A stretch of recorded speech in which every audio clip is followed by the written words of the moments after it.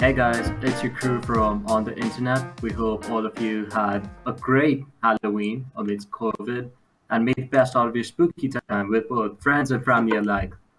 Today, we just went to share for scary stories and discuss weirdly strange yet funny costume ideas by celebrities and other people alike.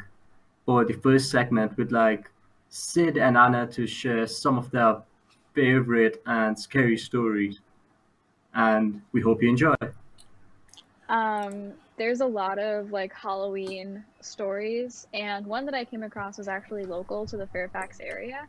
So this originated in the 70s. Basically, this Air Force cadet was on his way home in Fairfax, and he saw this man at this house that was being built, and this man is standing on the front porch with an axe in his hand, like dressed in a white bunny costume, and he like goes over to the car and he's like, hey, like, you're trespassing. So the Air Force cadet, he goes to grab his gun, and the man dressed as a bunny throws an axe through the back of his car window and then runs off into the woods. And the Air Force cadet like tried to run after him but couldn't find him. So that was a crazy start to it. And then a couple weeks later, the same exact thing happened to this couple that was driving down the street. And so it's right by this small bridge, and like the Amtrak's travel over it. And so after this happened, it was dubbed the Bunny Man Bridge. And so there was like this story that was being spread around that like on Halloween night, if you go into the bridge and you say Bunny Man like three times, he'll appear like with his axe. And so I think it was 1975. People from all over the East Coast would come to Fairfax on Halloween, and the police actually had to set up a checkpoint because they didn't want people traveling into the neighborhood that weren't from there. They turned away people from Maryland, Pennsylvania, Ohio, New Jersey, and like all different parts of Virginia. So it's insane how like Halloween stories can spread to all different states. Yeah, I mean I think that's been the common trend with all these stories is that, all they need all that needs to happen is like, you could get a few people talking about it. Some of them get it online, and it just spreads like wildfire. And obviously people love hopping on the bandwagon. I mean, the same even with the case with the bunny here, or the classic Bloody Mary, which again it was, I guess, a long time ago, a very popular stunt that people pulled off on Halloween. But based on that note, I mean, people always talk about like scary stories and stories that did not end well, presumably. But the one that I have right now is actually, it actually has some amount of closure to it.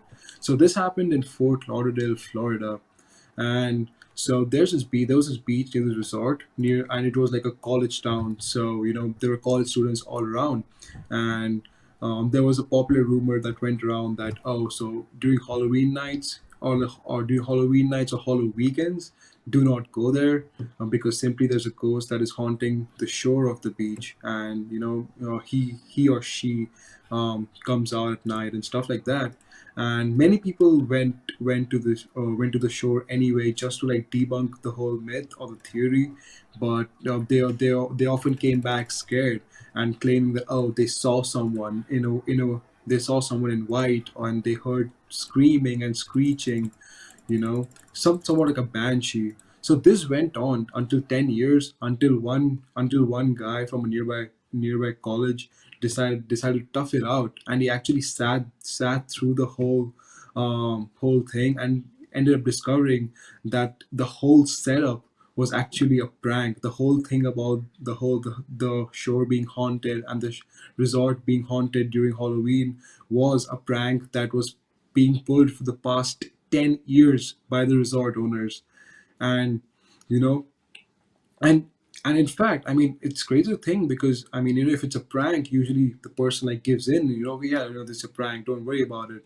But it became so contagious, it became such a popular part of the culture there, that they actually played along with it for 10 years. And in fact, even right now as we speak, they actually have annual Halloween fests where they continue that tradition, but instead of people getting scared, and like not coming there at all. They come there, but kind of have like a whole haunted Halloween theme thing. So I think that's pretty cool. But at least I think in this case, the most important part I feel is that there's some amount of closure. I mean, eventually, even though it took 10 years, people got closure on the whole haunted thing. So yeah, I think it's really I think it's something really funny, to be honest, that someone was able to pull such a feat off. But yeah, I mean, what are your thoughts on 10 that? years is insane. That's so crazy. I Yeah. would not have the dedication to consistently pull a prank on people for 10 years straight. I have a story that does not have a very sound or satisfying ending to it. So, the next one I wanted to talk about was the Diatouv Pass incident. And this is an older one. This happened in 1959 in Russia. So these 9 experienced hikers went hiking in the Ural Mountains, and this was supposed to be like an easy hike for them. And they had told like their friends and family, like, "Hey, we'll call in a couple weeks once we get to our destination. Everything's gonna be fine." So they go hiking, and the date that they had told people they would call passed. And everyone just kind of thought, like they're hiking, their timing's not going to be exact. Weather conditions could have slowed them down. But 3 months later, their bodies were all found in the snow in the mountains of Russia. And so it was really crazy because they all had different injuries, but the Russian government pretty much said that their deaths were due to hypothermia and closed the case within like a month. But people had like broken bones, but like absolutely no bruising or like soft tissue damage, which was crazy. And investigators on the scene basically said that everyone's injuries were pretty consistent with that of a car accident, but there was literally nothing that could have hurt them. And Russia at first had said that it could have been an avalanche or like a natural disaster, but people pretty much determined that there was no cause to believe that an avalanche occurred that night. So it brings some interesting theories. One of which is that it's probably one of the more outlandish ones, that aliens somehow like attacked them because people saw these like bursts of light in the sky that night. But it's most likely that Russia was setting off like missiles Hmm. that they were testing, and that's what people saw. There's another theory that a Yeti attacked them, because one of the hikers published in a newspaper in a local town while they were hiking, and like he was talking about how we now know the snowmen exist, which was really cryptic and weird, and so people their imaginations naturally went to a Yeti attacked them. Yeah. But I think it's more likely that Russia was testing something nuclear and they were somehow involved in an accident because there was radiation found on their clothes. But nothing has like ever been determined, and the case has yet to be reopened and reinvestigated. I mean, yeah, I think the story, as great as it sounds, I think it is important to like. I mean, I think it really highlights like one of the most common perceptions or like most common theories that people have with Halloween incidents is aliens, right? Like we've always had this fascination as humans during Halloween, especially that aliens, like we make movies on them, and we have various theories on them. So I think it's really interesting that it kind of like comes up in this story as well, and also the fact that not I mean every single Halloween story that I personally try to look for did had like a very gore ending, or had an ending which don't have a closure. So it always went to like outlandish theories like aliens, UFOs, or spirits and stuff like that. I mean, obviously there are people who believe in it, so kudos to them, I guess. But yeah, I think I tried my best to look for stories that had like a funny ending, or like a proper form of closure. That, oh, so this was what happened, and this actually is a proven fact. But I personally found it really difficult to find any of those. And plus, these stories are like they kind of like run subconsciously in your mind. I pretty much spent the whole lot of Halloween just thinking about these stories. So I just think it's crazy the way these things come out in the open though. So, Arpit and Neha, do you guys have your costumes ready to talk about? Yeah, we do actually. We had quite a couple. I mean, with COVID, the costumes this year, people had to get creative. So, I mean, we had a couple costumes, some single costumes, and definitely we wanted to cover celebrity costumes because every year those are always a hit. So our first couple's costume this year would be the loofah and the soap. I thought that like I've never heard of this costume before, but up until this year, it's for some reason been extremely popular. It's been all over my social media, and although I don't understand it, I still think it's pretty cute. What about you, Arpit? I'd say the same. I really don't get the fascination or the whole idea behind it. It looks interesting, but I don't know if it counts as Halloween per se. But I agree, it does look cute. All right, what was another costume that you liked?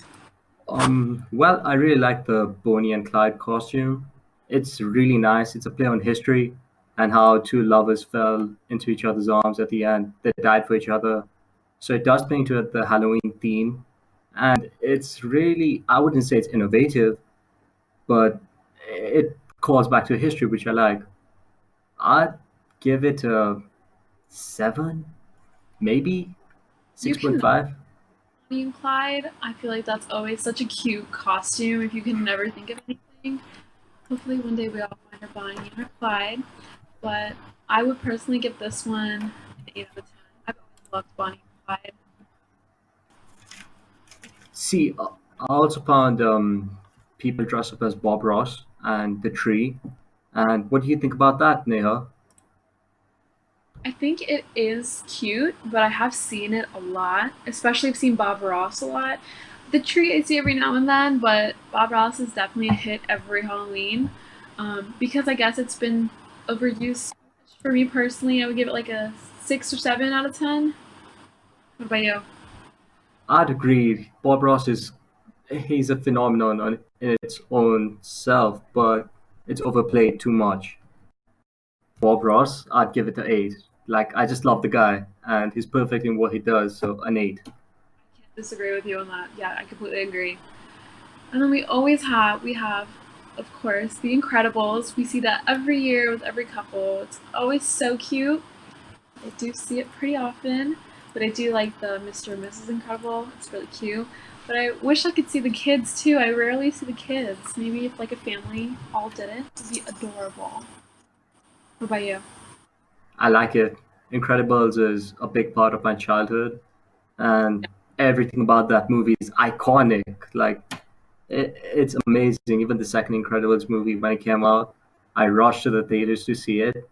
So for the nostalgia, I'd give it a 9. But I do agree, it's a bit too much when it's not that original. But I could see how it'd be a Halloween costume. It's basic, but it's cute. I also found serial killers, and I like the idea, but I'd like to know what you have to say about it. I thought the serial killers was I loved it. That was like that's a 10 out of 10 for me.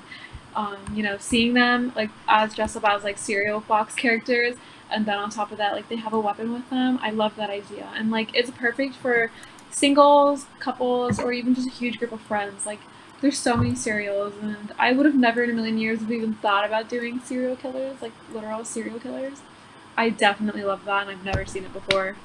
If you guys had any favorite costumes or any great scary stories, you should definitely comment them below. Otherwise, we'll see you guys next time. Bye.